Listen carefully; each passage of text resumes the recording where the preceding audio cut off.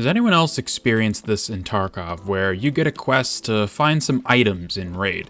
Nothing that is normally seen as rare, like bitcoins or graphics cards. Could be something like Signal Part 2 from Mechanic, and you're looking for those rechargeable batteries. But raid after raid, you keep looking in locations and loot containers that usually spawn them, and they aren't there. For years now, there has been this waft in the air that for some reason when you need certain items for a quest that need to be found in raid, the game simply refuses to spawn those items for one reason or another. This will be mainly coming from experience of playing the game over time instead of any real anecdotal evidence, because I imagine it would be difficult to accurately collect data to back up this idea. But to me and others who are in the community, for some reason, Tarkov will almost throttle items you need for quests whenever you accept them and need to have them found in raid. With other quests that require you to find static items on a map, it doesn't apply, and for quests that don't need found in raid status, well, that's easy enough. But even as early on as finding Celoas, or worse, the gas analyzers, those can sometimes feel like you'll hit level 15 and unlock the flea market before you get those done. Again, this is a lot of bro science from me, but please, if what I'm saying resonates with you and your immediate thought is, oh, this happens to me before as well, sound off in the comments because I cannot be the only one.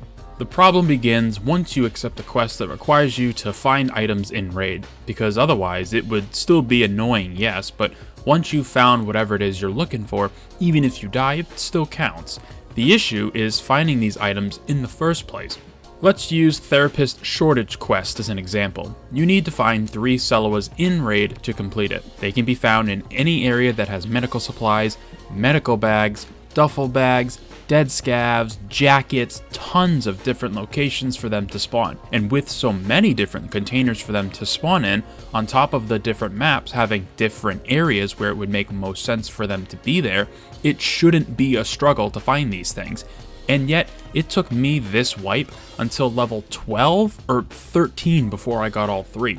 And that's with me crafting the last one because I got fed up constantly searching for them. So, I crafted only one of them because I didn't think it would take so long. There is an argument for this specific quest that maybe because it's the second quest Therapist gives you and it's so early on, tons of people are all looking for these at the same time.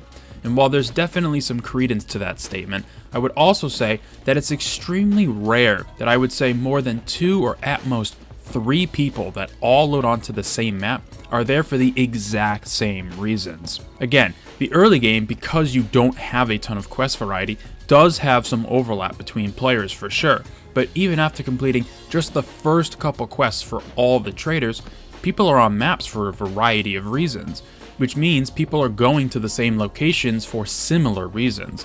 Customs has a ton of early game quests and places to loot.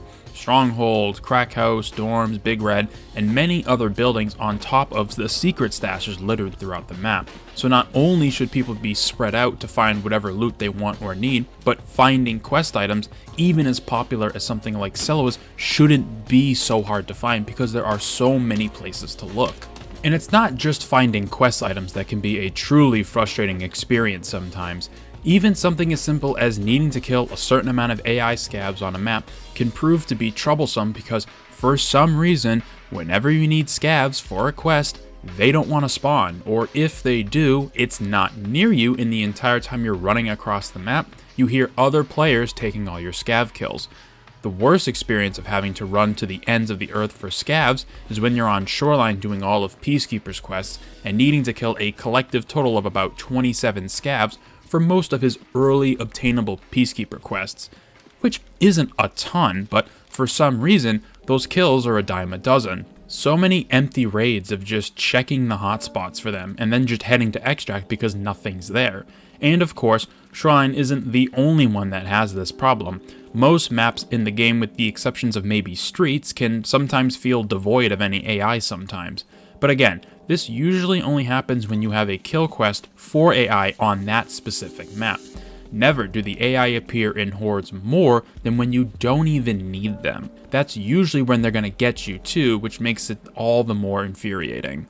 At the center of this whole ramble and conversation is a very simple question.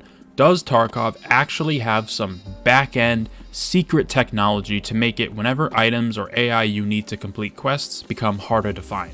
The answer is almost 99.99% a no. With so many people over the years having data mined the game for one reason or another, if there was something in the code, anywhere in the game, that told Tarkov to make X item have a lower percent chance to spawn because you have a quest to get it, we'd know about it by now. We'd have to. Unless BSG just happens to have that information under lock and key, but with so many cheaters and the like causing a muck in this game, and having it feel as bad, if not worse, than previous wipes, with blatant cheaters running around, I doubt something as simple as a few lines of code could be hidden so well. That information would be out in the world somewhere. BSG likes to always have some secrets behind their back for a surprise, whether they're good or bad, but imagine if someone made a video or a post somewhere that showed damning evidence that there is code in the game that checks what quests you need to complete as you are loading into a raid, and will purposefully throttle those items and lower their spawn rate so you don't see them. That's just a PR nightmare that BSG can't afford at this point to have happen. So again, I can almost guarantee that there isn't any malicious malpractice on BSG's end that has something to slow your progression down by lowering spawn rates of items you need.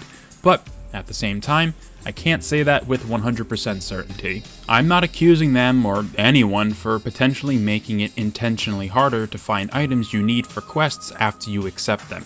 We're just having a conversation about something I find kind of interesting. This is just something that over the years I've kind of noticed.